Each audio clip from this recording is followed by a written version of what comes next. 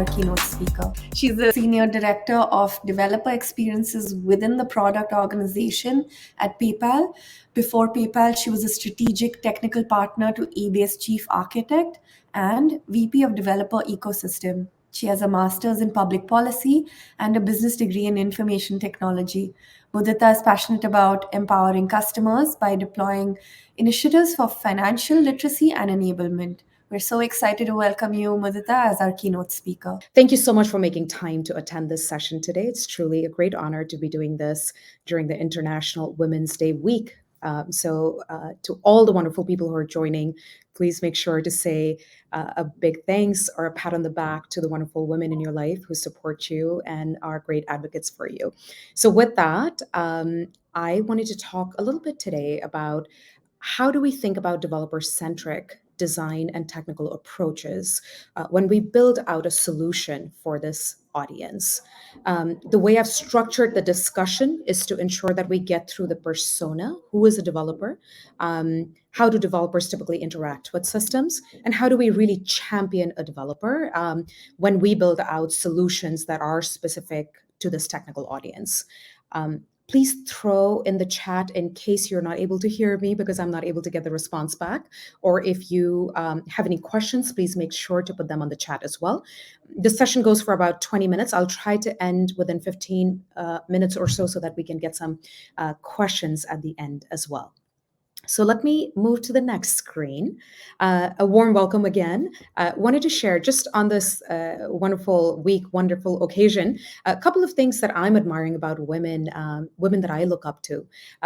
So there's definitely a tech journalist I'm a big fan of these days, Kara Swisher, who's been really smart about the changes that are happening in the tech industry, and I follow her podcast, so quite interested in what she has to say. So that is, she's definitely a person I want to call out.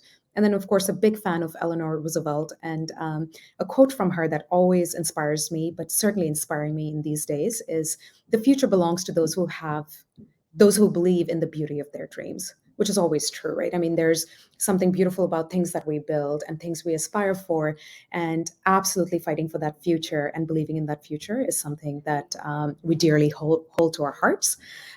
Last but not the least, I read a book very recently. It was recommended by my mentor, who's a woman. It's called Power and Why Some Have It and Others Don't. It was a very different way of thinking about power dynamics and how to think about your life as a leader. So in case you're looking for something fun to read, this might be a good, easy read and a book that you might enjoy. So with that, let's get into the details of the presentation. I wanted to talk to you a little bit about the developer persona. Oftentimes we think of developers as engineers or folks who are coding, actively working on technological pursuits. And that is actually the right framework and the right way of thinking about developers. But essentially, the role of a developer and what a developer does has truly expanded, especially since COVID. So as you know, COVID resulted in mass digitization. And essentially that led to quite a bit to scarcity of developers, but at the same time, also their influence in deciding the technical solutions for businesses increased quite a bit. Folks who are developers know that you are prized possession by businesses. So certainly, developers who identify themselves with technologies, languages, or specialties also often take pride in self-sufficiency. There's a lot of pride in learning and developing and coaching themselves as they build out solutions. And in order to self-service, of course, then developers need systems that are reliable, performant, systems that can be learned, systems that you can scale your technical solutions with. So that's typically what we think about when we think about the developer.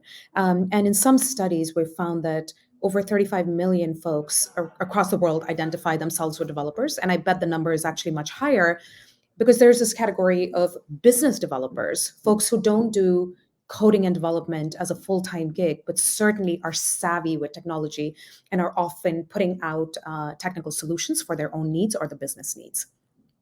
So that's the developer persona. And then I just wanted to quickly touch on developer trends. The image on the right that you see was developed with Midjourney AI. Fun fact: I had a lot of fun. I'm having a lot of fun playing with some of the AI tools, but certainly that is the trend we'll talk about in today's discussion. We talked about the need and the scarcity of developers.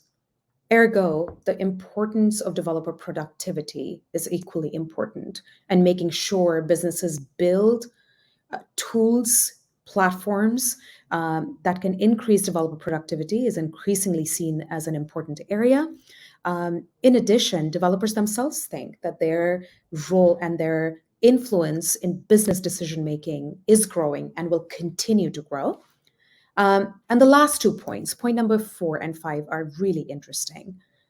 Low-code technologies that you can think about, modular technologies that can be assembled together and then customized to scale, are really where the future is going. And in addition, you must have heard everything I don't need to repeat in this intelligent forum of the impact of AI. And so certainly everybody's thinking about how to embed AI technologies in the development lifecycle and what that means for the next generation of developers.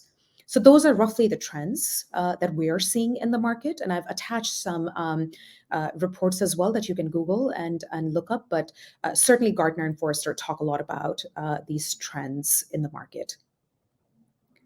All right, so even if we are building for a technical audience, the fundamentals of product design, product development lifecycle don't change. Cross-functional collaboration with your researchers, with designers who are thinking about the segment and the audience, with your engineering partners does not change. Understanding what your customers want or your developers want does not change. You need to make sure you understand the voice of the developer, their technical needs, and how they're thinking about the life cycle is still important. And then, of course, product development is never a linear journey. You learn a little bit, you do early MVPs, you put out a product in the market, you learn from the market, you bring back the learnings, and the product should essentially keep iterating. That's truly, the product journey that we go on, which does not change. So the fundamentals are still there. However, what I wanted to do today is just talk about the developer's journey as a heroine's journey. So we hear about the hero's journey when we listen to Marvel comics, we watch Marvel movies. Think about the developer's journey in your organization or an organization that's part of another industry to be very similar. Typically, a developer is working on a business problem. They're trying to understand what is it that the business wants from me, and that's what they're trying to solve for. They may start an early journey by putting together a prototype, a proof of concept, and then start aligning with their adjacent teams in order to validate their assumptions, their build-outs, their early proof of concepts and prototypes. At some point, there is a decision that is made in the journey about whether the ecosystem can scale or not, whether it's a viable product or not. And this part of the journey is very important. That's the pinnacle of the hero's journey, getting the sponsorship from the right leaders and making sure your product is set up to scale. This is an area where we see a lot of products needing that brute force, essentially, that tenacity, commitment to communication, commitment to the art of telling the story about your product to the right stakeholders and leaders, and making sure that you take your product on a movement through those cross-functional partnerships that you've been thinking about from the early get-go. And then, of course, should everything fall in place, and usually it doesn't, there is an iteration that we go through anytime we put a product, there will be a successful implementation, or there will be an implementation in the market. And the journey kind of repeats itself again and again, because there is no such thing as putting out a product and being done. The second course of the journey starts when we scale the product or expand the product based on geos or on segments that we have not reached before.